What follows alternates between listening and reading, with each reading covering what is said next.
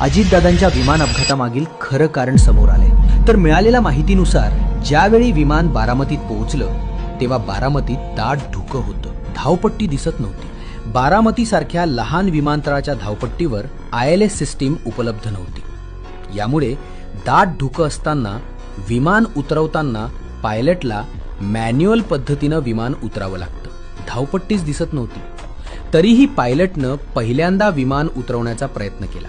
प्रयत्न अयशस्वी झाल्यानंतर हे विमान पुन्हा आकाशात झेपावलं। आकाशात एक मोठी गिरटी घालून धावपट्टीचा अंदाज घेऊन पुन्हा लँडिंग करायला आलं।